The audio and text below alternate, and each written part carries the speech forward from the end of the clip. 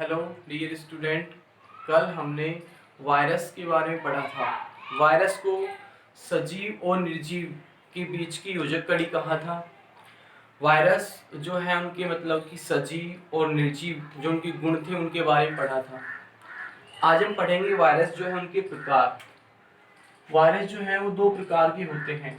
Number एक, सममिति के आधार पर, और नंबर दो, न्यूक्लिक अम्ल के आधार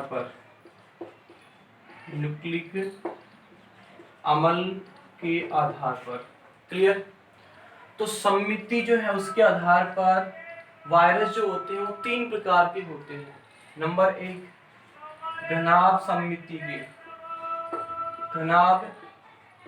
सममिति वाले।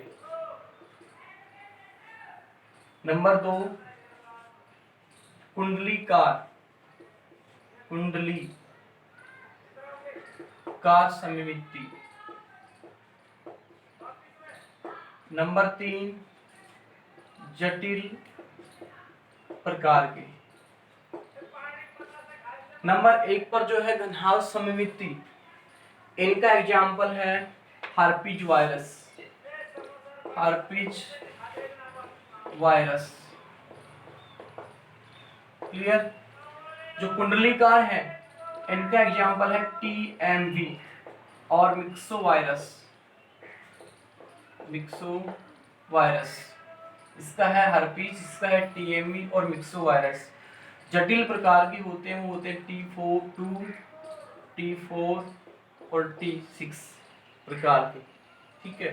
और घनाभ के एग्जाम्पल और है एडिनो वायरस। क्लियर। नंबर दो, न्यूक्लिक अम्ल जो है उनके आधार पर दो प्रकार के होते हैं। नंबर एक, डीएनए वायरस, और नंबर दो, आरएनए वायरस। डीएनए वायरस वे वायरस जिनका जेनेटिक मटेरियल यानी कि आनुवांशिक पदार्थ डीएनए होता है वो कहलाते हैं डीएनए वायरस। जिनका आनुवांशिक पदार्थ क्या होता है? डीएनए। एग्जाम्पल है जंतु वायरस, सभी जंतु वायरस। नंबर दो, आरएनए वायरस वे वायरस जिनका जेनेटिक मटेरियल, जिनका आनुवांशिक पदार्थ आरएनए होता है वो कहलाते हैं आरएनए वायरस। इनके एग्जाम्पल हैं पादप वायरस और एचआईवी।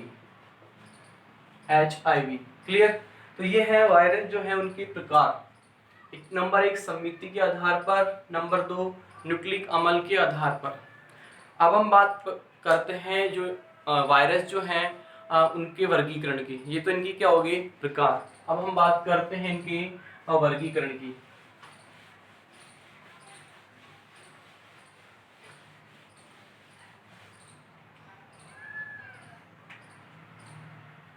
वायरसों का वर्गीकरण।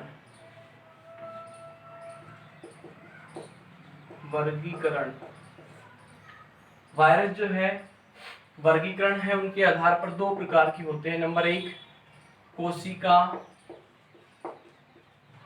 के आधार पर,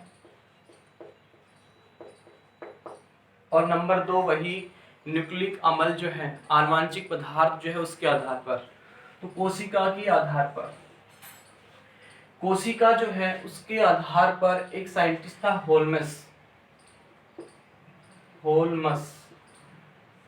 होल्मस ने कोशिका के आधार पर सभी वायरस जो हैं, जितने भी वायरस हैं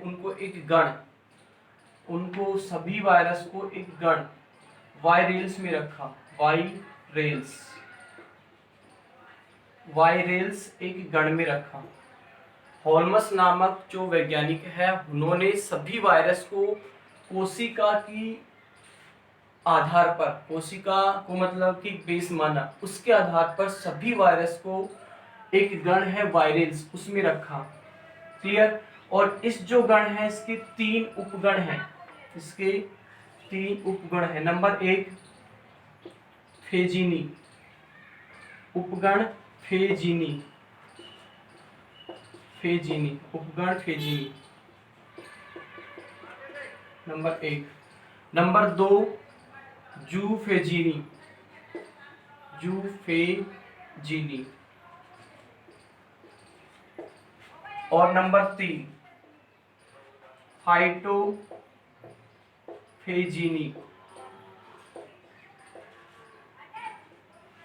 होल्मस नामक वैज्ञानिक ने सभी वायरस को कोशिका के आधार पर एक गण वायरल्स में रखा, और इस जो वायरल्स गण है उसके 3 उपगण है, फेजीनी, जूफेजीनी और फाइटोफेजीनी। फेजीनी जो है इसमें रखा जाता है बैक्टीरियोफेज को, बैक्टीरियोफेज, जीवाणु भोजी को रखा जाता है। क्लियर। जूफेजीनी नाम से स्पष्ट हो रहा है, जूलॉजी यानी कि जंतु वायरस, इनमें सभी जंतु वायरस जो हैं उनको रखा जाता है। फाइटोफेजीनी जो है, फाइटो नाम से स्पष्ट हो रहा है, इसमें सभी जितने भी पादप वायरस हैं उनको रखा जाता है। क्लियर। यह है कोशिका के आधार पर वर्गीकरण। नंबर 2 जेनेटिक मटेरियल जो है, आनुवांशिक पदार्थ, आनुवांशिक पदार्थ के आधार पर, इसके आधार पर 2 प्रकार के होते हैं, वही एक तो डीएनए वायरस और एक आरएनए वायरस। वही जिनका जेनेटिक मटेरियल डीएनए होता है, डीएनए वायरस, और जिनका जेनेटिक मटेरियल आरएनए होता है वो आरएनए वायरस। क्लियर। ये है इनके वर्गीकरण, वायरस जो है उनका वर्गीकरण। अब आपके सिलेबस में एक स्पेशल वायरस जो है जीवाणु भोजी, बैक्टीरियोफेज, वो दिया हुआ है, उसको पढ़ेंगे। तो ये इनका था नॉर्मल वर्गीकरण। अब पढ़ते हैं हम जीवाणु भोजी बैक्टीरियोफेज को।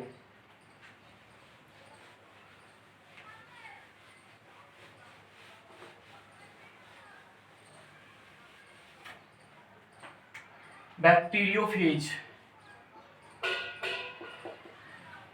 बैक्टीरियोफेज नाम से स्पष्ट हो रहा है, bacteria phase, bacteria that means जीवाणु, बैक्टीरिया दैट मीन्स जीवाणु, फेज दैट मीन्स भक्षण करना। बैक्टीरिया का अर्थ होता है जीवाणु और फेज का अर्थ होता है भक्षण करना। इसका मतलब क्या होगा बैक्टीरियोफेज का? बैक्टीरियोफेज का मतलब कि वे वायरस जो क्या करते हैं, जीवाणु का भक्षण करते हैं। मतलब वे वायरस जो जीवाणु को संक्रमित करते हैं, संक्रमित करके उनको नष्ट कर देते हैं, उनका भक्षण कर देते हैं, क्या कहलाते हैं? बैक्टीरियोफेज, जीवाणु भोजी वायरस। क्लियर। जीवाणु भोजी जो वायरस है इसकी खोज, इसकी यदि हम खोज की बात करें तो वो की थी ई टवार्ट, ई टवार्ट और डी हेरली, डी हेरली। ई टवार्ट व डी हेरली नामक 2 साइंटिस्ट थे, उन्होंने बैक्टीरियोफेज, जीवाणु भोजी वायरस जो है उसकी खोज की। ई टवार्ट ने 1915 और इन्होंने 1970। क्लियर। जीवाणु भोजी जो वायरस है इसकी उपस्थिति के कारण ही जो गंगा नदी है, जो गंगा नदी है इसका जो जल है वो शुद्ध है। जीवाणु भोजी वायरस की उपस्थिति के कारण ही गंगा नदी का जो पानी है वो शुद्ध है। क्यों? क्योंकि जो गंगा नदी में जितने भी बैक्टीरिया हैं उनका भक्षण कौन कर लेता है? बैक्टीरियोफेज, जीवाणु भोजी। अब हम बात करते हैं इसकी स्ट्रक्चर की, संरचना की। इसकी संरचना जो है उसमें 3 पार्ट है। नंबर 1 हेड, नंबर 1 पर आता है हेड वाला पोर्शन यानी कि शीर्ष भाग, शीर्ष भाग। जो बैक्टीरियोफेज है इसके 3 पार्ट हैं, तो हेड, एक मिडिल पीस और लास्ट टेल। क्लियर। तो नंबर 1 पर पढ़ते हैं शीर्ष, हेड वाला पोर्शन यानी कि ये वाला पोर्शन, हेड वाला फर्स्ट। जो इसका शीर्ष भाग है उसकी यदि संरचना की बात करें तो वो मेंढक की टैडपोल लार्वा के समान होता है। मेंढक की टैडपोल जो लार्वा है उनके समान दिखाई देता है, और इनकी जो संरचना है, आकृति जो है वो एक प्रिज्म शेप में होती है। दिखाई किसके समान देता है? मेंढक की टैडपोल लार्वा के समान। और यदि इनकी आकृति जो है वो किसके समान होती है? प्रिज्म के समान होती है।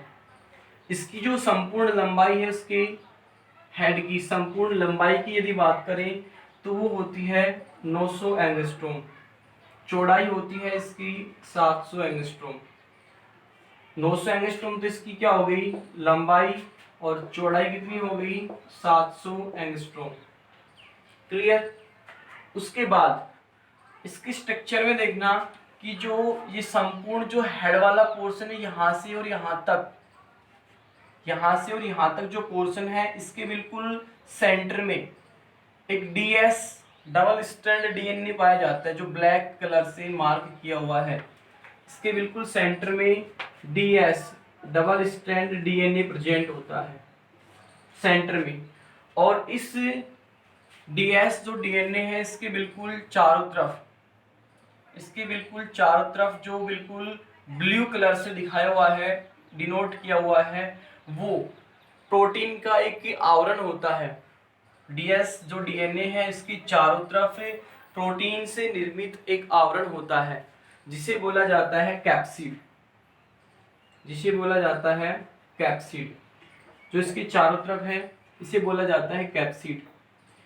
और जो कैप्सिड होता है, इसकी एक यूनिट, एक इकाई जो है वो कहलाती है कैप्सोमियर। जैसे हमारी कंप्लीट जो बॉडी है वो सेल जो है उनसे क्या है? बनी हुई है। तो यानी कि बॉडी की एक यूनिट जो है वो क्या कहलाती है? सेल। उसी प्रकार कैप्सिड की एक यूनिट कैप्सोमियर कहलाती है। और ये जो बैक्टीरियोफेज जो है, इसके बिल्कुल हेड वाले पोर्शन में जो कैप्सिड है, उस कैप्सिड में 2000 कैप्सोमियर होती हैं। इनके संपूर्ण एक कैप्सिड के अंदर कितनी कैप्सोमियर होती हैं? 2000। सर्वाधिक कैप्सोमियर होती हैं TMV में, टोबैको मोजिक वायरस में सर्वाधिक होती हैं 2100 कैप्सोमियर। क्लियर? नंबर सेकंड पे आता है इसका, ये फर्स्ट हो गया शीर्ष भाग। नंबर सेकंड पे आता है इसका मध्य भाग, मिडिल पीस, मध्य भाग। ये वाला जो इसका पोर्शन है, यहाँ से और यहाँ तक, मिडिल पीस, मध्य भाग। इसका जो मध्य भाग होता है वो बेलनाकार होता है, बेलन के जैसे होता है, बिल्कुल बेलनाकार और खोखला होता है। बेलनाकार होता है और खोखला होता है। उसके बिल्कुल सेंटर में केंद्रीय क्रोड होती है। इसके बिल्कुल सेंटर में यहाँ पर केंद्रीय क्रोड होती है, केंद्रीय क्रोड, जिसके कारण, इस केंद्रीय क्रोड के कारण जीवाणु भोजी का जो आनुवांशिक पदार्थ DNA है वो क्या होता है? यहाँ से मूवमेंट करता हुआ, यानी कि इसका जो न्यूक्लिक अम्ल है वो मूवमेंट करता हुआ आता है नीचे की तरफ। इस केंद्रीय क्रोड से कहाँ आता है? नीचे की तरफ आता है। और नीचे की तरफ इसके बिल्कुल मिडिल पार्ट में क्या है? नीचे की तरफ प्लेटें होती हैं, एंड प्लेट जिसे बोलते हैं, जो इनके आधारी भाग का निर्माण करती हैं। और यहाँ से इस केंद्रीय क्रोड से कौन आता है? जेनेटिक मटेरियल, आनुवांशिक पदार्थ DNA आता है। और जिसके कारण यहाँ से आता हुआ कहाँ जाता है? पोषक जो कोशिकाएं होती हैं, पोषक, बैक्टीरियोफेज वायरस है, जीवाणु भोजी वायरस किसका भक्षण करता है? जीवाणु का। अब यहाँ से इनका जो आनुवांशिक पदार्थ आता है वो कहाँ चला जाता है? पोषक कोशिका में, यानी कि बैक्टीरिया में, जीवाणु कोशिका में। नंबर 3 पार्ट पर आता है पुच्छ। इसका जो अंतिम पार्ट है वो क्या कहलाता है? पुच्छ। पुच्छ में क्या होते हैं? 6 पुच्छ तंतु होते हैं, टेल फाइबर्स, 3 और 3, 6 पुच्छ तंतु होते हैं। और ये 6 पुच्छ तंतु जो है वो प्रोटीन से निर्मित होते हैं। किससे निर्मित होते हैं? प्रोटीन से। और इनका फंक्शन क्या होता है? वर्क। इनका फंक्शन होता है जो परपोषी कोशिका है, परपोषी कोशिका है, उसको क्या करना है, उसको पकड़ने का काम करते हैं। कौन? Tell fibres. टेल फाइबर्स का काम क्या होता है? परपोषी कोशिका को पकड़ने का काम या फिर उससे चिपकने का काम करते हैं। अब जो जेनेटिक मैटेरियल यहाँ से शीर्ष भाग से मिडिल पीस में आया था, अब वो इन कुछ तंतुओं की सहायता से कहाँ चला जाता है? परपोषी कोशिका के अंदर प्रवेश कर लेता है। क्लियर? और इनके बिल्कुल बीच में ये जो बिल्कुल हल्की सी संरचना दिखाई है, रेड कलर से डिनोट हुई है, वो नेक गिरवा कहलाती है, जो हेड वाला पोर्शन, शीर्ष वाला और मिडिल पीस, मध्य भाग वाले पोर्शन, दोनों को जोड़ने का काम करती है।